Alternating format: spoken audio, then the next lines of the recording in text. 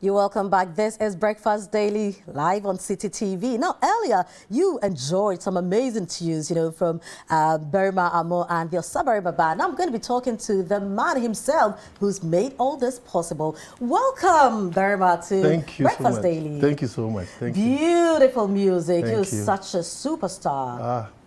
Hopefully. But the trumpet, though, oh, beautiful. Wow, I love it. Why do you carry trumpet around? Because that's what I play.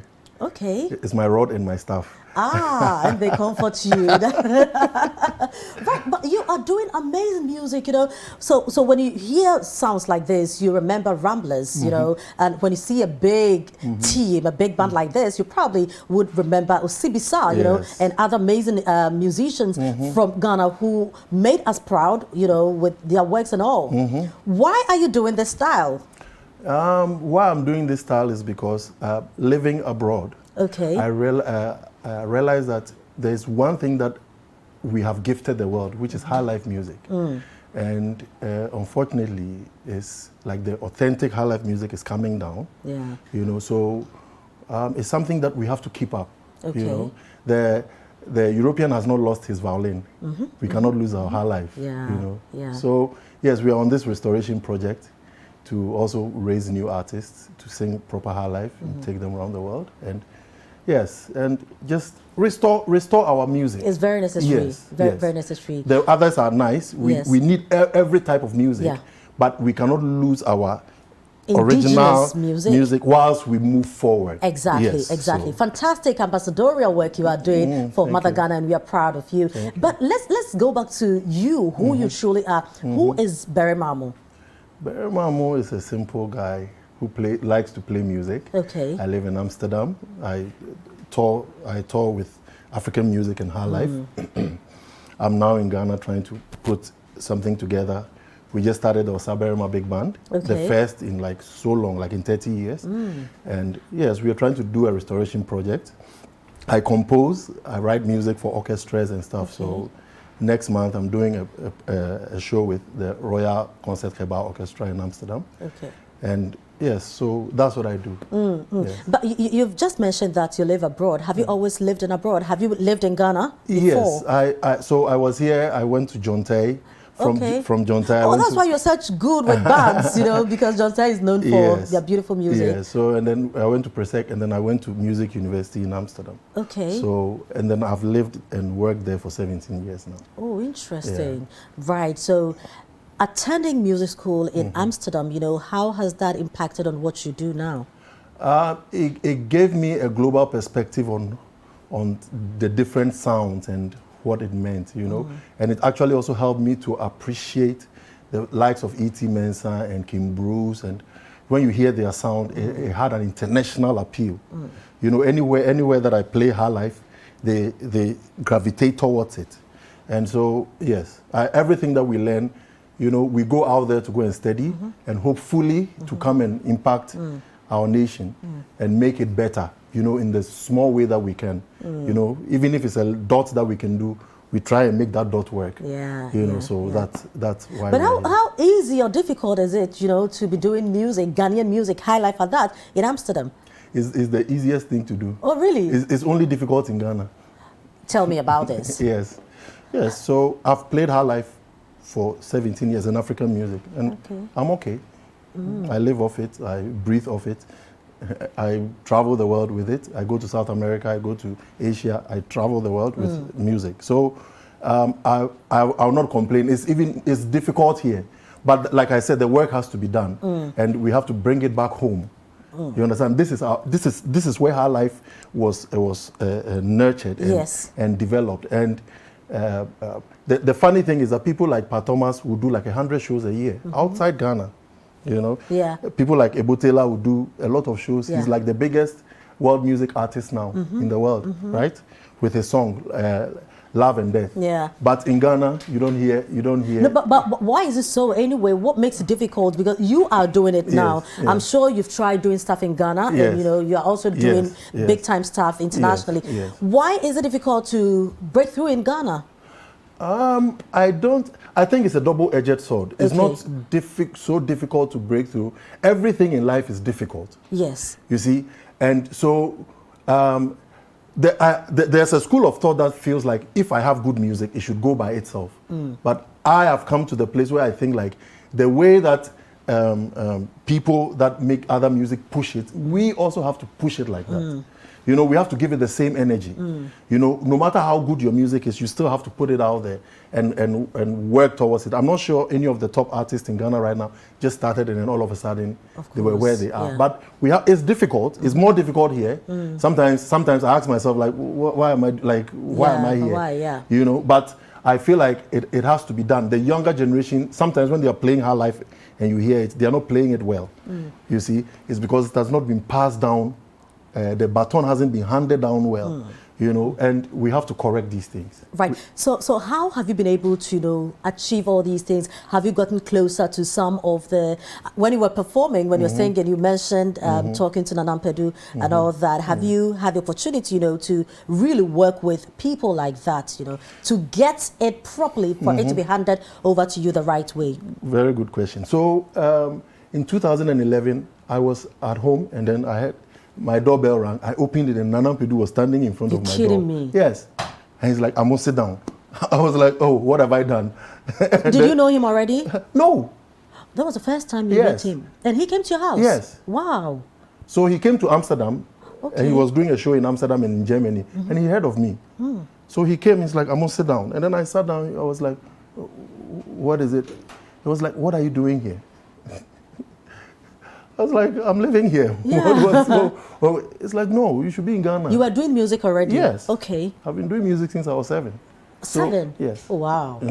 So he was like, what are you doing here? I was like, yeah, I'm living, like, what question is, like in my mind? I'm in my house, Yes. I'm living my life. It's like, you should be in Ghana, helping, and we spoke at length. I actually filmed him. He taught me the proper way of singing High Life, how to approach the harmonies of High Life, the different types of High Life, and I have it all on video. I'm still looking for it. Wow. Yeah, so I recorded him, and for 1 week he'll be coming to me, just bombard. So 2011, and I finally decided to start to make the move recently. You know. Wow. Yes, wow. and wow. so it's painful that because we had to do a song, and last year I don't want to go into his sickness and thing, but he wasn't well. Okay. So I had a song that we were going to do together. But he wasn't well, so we couldn't do it, and then and that really got to me. He was like, "Hey, I'm okay, me home from you," and he was telling me something, but I didn't know. You didn't get it. So how did you feel? You know, when you heard the unfortunate news? It was crazy. It was crazy. It hurts me because it's like we have something we've not done yet. And you couldn't see the light of day. Yes. So people like Ampedu, people like Teddy Osei was also mentored me for some time. When he heard my music, he was like, are you really a Ghanaian? I was like, yes. It's like a tree in America. I'm saying, oh, that. And I'm sure he was convinced. Yes. Yeah. Yes. So I've had some really good training from John Tay, and I think that it's proper that we make it impact our country, because when people hear me outside, they expect that when they come to Ghana, they hear a lot of this type of music, and then when they come, they don't, especially on the air. So I was in Amsterdam, and then I was called to come for the Year of Return by some organizations to come and perform. Okay. And I was like, there are bands here, you know. So we have to do it properly. We have a lot of projects ahead of us. We're going to write books on High Life. We're going to sequence, because I do a lot of workshops around the world.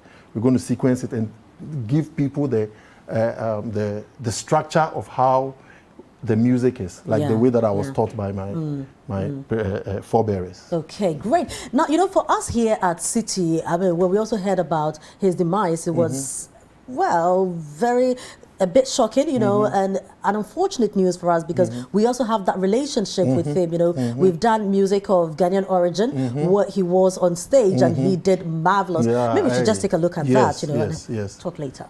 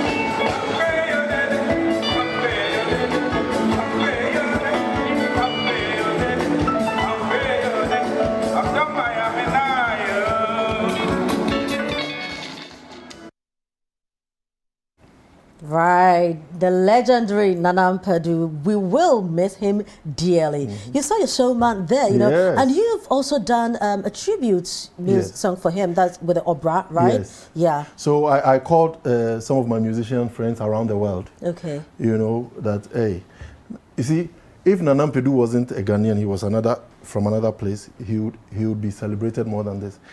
According to sources, he's written the highest number of songs ever written by any musician, not only Ghana. Oh, really? Yes. He has released 800 singles. Yes. 800? Yes. You're That's the kidding. number of songs he has released. And so, yes. Are you getting emotional? No. In Ghana, we don't honor fathers, you see. We don't honor fathers. Well, that's why we are doing this. Yes. Well, you know, you're getting a bit emotional about it. It's Yeah. understandable, but let's go take a look at the tribute song that you Yes, did yes. for Obra. You know, I'm Yes. sure behind the scenes I'll give you tissue Yes. and wipe your face. So let's go for the Obra tribute song.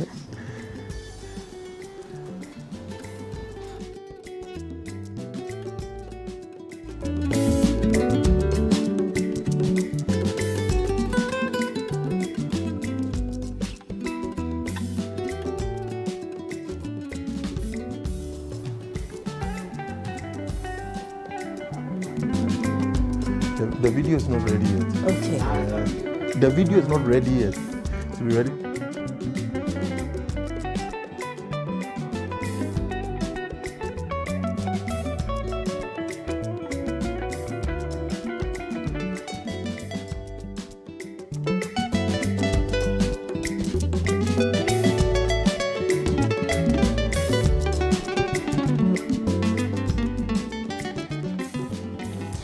Right, so that is the music you were just listening to. You know, what playing in the background is the tribute song done by Berima Awo in honor of Nana Mpadu. The video is coming out today, right? Yeah. Yes. So tell us a bit about working on the song, the people you worked with, Yes. and what time exactly we are seeing the video today. So by evening, we'll have this video out. I work with some of the most amazing musicians in the world. I work with Kwame Yeboah. Okay. I work with Kweku Mensah. Kweku Mensah is the one that plays Daddy Lumba's guitars. And Okay. so I called my guitar friends because, I mean, he was the king of music and he was a Yeah. guitarist. Yeah. And I called Pompo, and I called my Dutch friends. And then I had his grandson who is in, Nana Mpadu's grandson who is in Germany. Oh. He played the bass. I called Francis Osei, the laboratory. I mean, yes. Great Yes, names. I called some Nigerians who live in Greece, I called someone from South Africa, from Nigeria. It's all over the world. So these Wow. are musicians from all over the world that are just honoring. I was there and I was like, I have to do something. It kept bothering me. I was like, I'm busy. And I was like, no. So I called them and I put pressure on them. So we did this like in 2 days. Oh, wow. Yes, I was like, I put pressure on them. We have to do this. And it must be this Friday. So how do you feel? I mean, this someone you call a father, someone who is your mentor, you Yeah. know, and you've been able to do this to honor him. How do you feel about this? Yes, I think it's befitting. You know, even the Bible says that when you honor your father and mother, you will live long. You know, the honor attracts blessings. So we have to learn to honor fathers. You know, we have to, in this country, we have to learn to honor fathers. You keep hammering on that, Yes, you know. yes. I mean, what aren't we doing right, and how do we go about this? What exactly is that? Is it just to do their music? Is it to give them awards? It's not only musicians. It's not Okay. only musicians. Okay. There are people that work in the public sector that slave their whole lives, and there is no honor. You see, how many people have been in the media, done media since the 70s? Yeah. How do we honor them? You know, I'm not saying that we should give them the whole world, but we have to do something. And our organization is going to do something about it. Great. You know, Great. we are putting something together. We're going to raise funds from around the world and do something for High Life musicians. So Fantastic. we started a series called High Life Fiesta. Okay. And the first song we released was from CK Man, Oh, Maria okay. Chichi. And we're going to play that Okay. very soon. Right. And we are trying to honor the songs that, you know, when in Europe, what happens is that every time there's a new medium of listening to music, they release the old ones, the old songs in those new medium, and then there are musicians who cover the old people's songs, just to keep the songs alive. Yeah. So you hear songs like Hotel California, you hear songs from Beatles being played by Done bands. over and over yes, again, and that's the way of honoring them. And we don't do that here, you know. So do you have your own songs, or you just do yes, the covers Water and that I stuff? played was my own song. I'm a composer. I write songs for orchestras. I write songs for musicians outside Ghana, you know. But as a composer, when I hear a good composition, it hits me a certain way. And even though I write my own songs, I say that's what I do. Is today that I'm playing Nana Pedu song. I play my own songs. Oh, right. And you formed the Osaberima band. Big band, yes. Fantastic band. You guys are doing awesome. Tell us a bit more about that. Yes, so I have some great musicians in the band. In fact, 3 of our members have CNN has done documentaries on them. Oh, wow. Yes, and they're really, really good musicians that we can go around the world with, you know. It's a big band. Yes. How do you fund your trips and all? We have people that see what we are doing and also have the same feeling of how I see things and where music should go. I was invited into this country to come here and do this. And so I have people that are like supporting me and people that are standing behind me. I formed this band with no other person than Ohene Akukwapong. You know, he was like, why don't you call it Osaberima? I was like, oh, okay, nice name. And why not? Yes, so we put this together and people help us. You know, somebody gives us $1,000 here, $1,000, and we're going, you know. You're doing awesome. Great job you're doing, you know, putting Ghana on the world map. And this is the way to go. We all have some contributions to make in building Ghana, making sure that Ghana is where it needs to be. Thank you very much, Berima, for coming. And thank you to the Osaberima band as well. I'm sure we're going to be hearing much more from you in the course of the show. But, you know, Berima spoke about Marecheche from CK Man, right? We have that video of what he's done. Let's take a look.